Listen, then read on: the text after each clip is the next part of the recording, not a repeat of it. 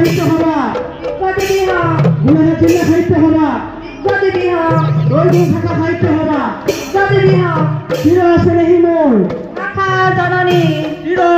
মোৰ এই দুইগুণ দ্বিবাৰ্ষিক সাহিত্য সভাৰ অধিৱেশনত মোক নতুনকৈ মনোনীত কৰিলে সভাপতি হিচাপে আৰু সভাপতি হিচাপে নিৰ্বাচিত হৈ মই প্ৰথম অধিৱেশন চলাই অতি সুখী হ'লোঁ। সাহিত্য সভা এটা বৃহৎ অনুষ্ঠান আৰু এই বৃহৎ অনুষ্ঠানটো আমাৰ বিশেষকৈ দুইগুণ শাখাৰ এটা সুন্দৰ ইতিহাস আছে আৰু সেই ইতিহাসক পৰিগত কৰি পেলাই আগন্তুক দিনবিলাক আমি এই সাহিত্য সভাই ভাল ভাল কাৰ্যক্ৰম আমি হাতত ল'ম বুলি আমি ভাবিছোঁ আৰু কেন্দ্ৰীয় কমিটিৰ নিৰ্দেশ মৰ্মে আৰু কিছুমান কাম আমি নিজে ৰাইজৰ বা আমি স্থানীয়ভাৱেও কিছু কাম হাতত লৈ পেলাই আমি সাহিত্য সভাৰ অনুষ্ঠানটো আমাৰ শাখাটোক আগবঢ়াই নিম বুলি ভাবিছোঁ। বিশেষকৈ কণ কণ ছাত্ৰ ছাত্ৰীয়ে যাতে অসমীয়া ভাষাটো শুদ্ধকৈ শিকে, বানান বা ব্যাকৰণৰ শৈক্ষিক দিশত যাতে আগবাঢ়ে, সেইবিলাক দিশত আমি কিছুমান কাৰ্যপন্থা হাতত ল'ম। কৰ্মশালা তথা এনেধৰণৰ আলোচনা চক্ৰ আদি আমি হাতত ল'ম বুলি ভাবিছোঁ।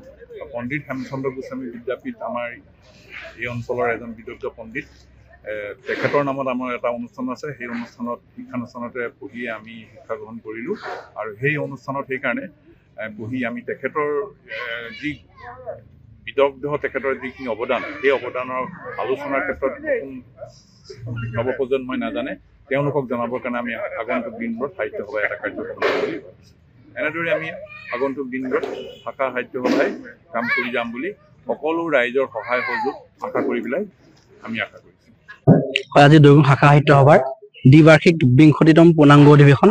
এই অধিৱেশনত দিনজোৰা কাৰ্যসূচী উদযাপন কৰা হয় আৰু কেইবাটাও উলহ মালহেৰে কাৰ্যসূচী ৰূপায়ণ কৰা হয় আৰু নৱনিৰ্বাচিত সভাপতি আমাৰ স্থানীয় ব্যক্তি সমাজকৰ্মী সাহিত্যিক অৰূপ কুমাৰ দুৱৰা সভাপতি হিচাপে নিৰ্বাচন কৰা হয় আৰু তেখেতক আদৰি আনি আমি সভাপতিৰ আসন গ্ৰহণ কৰা হয় আৰু লগতে আমাৰ দুইগুণ শাখা সাহিত্য সভাৰ পৰা কেইবাটাও বঁটা প্ৰদান কৰা হয়।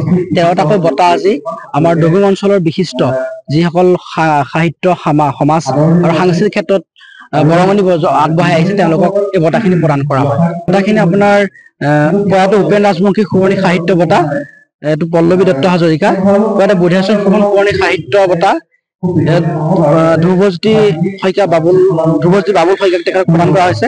প্ৰয়াত জীৱপ্ৰভা সুৱৰ্ণী দুইগুণপুৰীয়া কবিতা বঁটা মনোজ বৰাক প্ৰদান কৰা হৈছে। প্ৰয়াত সুভদ্ৰা গগৈ সুৱৰ্ণী নাট্যশিল্প বঁটা ইনা গগৈ বৰাক প্ৰদান কৰা হৈছে। নাট্যশিল্প বঁটা কনিষ্ঠ বিতুপন বৰাক প্ৰদান কৰা হৈছে। ডাক্তৰ বীৰেন চন্দ্ৰ গগৈদেৱে আগবঢ়োৱা শ্ৰেষ্ঠ পঢ়ুৱৈ বঁটা আমাৰ জ্যেষ্ঠ মুনীন বৰদলৈ আগবঢ়োৱা হৈছে। প্ৰয়াত নন্দেশ্বৰ ফুকন সুৱৰ্ণী সংগীত শিল্পী বঁটা নৱনীতা বৰদলৈ আগবঢ়োৱা হৈছে। প্ৰয়াত চন্দ্ৰেশ্বৰ বড়ো সুৱৰ্ণী সংগীত শিল্পী বঁটা কনিষ্ঠ দয়না দত্তক আগবঢ়োৱা হৈছে। প্ৰয়াত বাপুকণ দাস সুৱৰ্ণী লোকশিল্প বঁটা নৱ বৰালৈ আগবঢ়োৱা হৈছে। চিত্ৰশিল্প বঁটা নৱজ্যোতি শইকীয়ালৈ আগবঢ়োৱা হৈছে। বিপুল ফুকন সুৱৰ্ণী শিল্পী বঁটা সুদক্ষিণা শৰ্মালৈ আগবঢ়োৱা হৈছে। বাসন্তী ফুকন সুৱৰ্ণী শিল্পী বঁটা প্ৰাণযোগক আগবঢ়োৱা হৈছে। দেৱেন ফুকন সুৱৰ্ণী ভাস্কৰ্য শিল্পী বঁটা নিতুল বৰালৈ আগবঢ়োৱা হৈছে। সভাপতি আমাৰ স্থানীয় এগৰাকী সাহিত্যিক অৰূপ কুমাৰ দুৱৰা আৰু সম্পাদক মৌচুমী বৰা। 21জনীয়া কমিটি।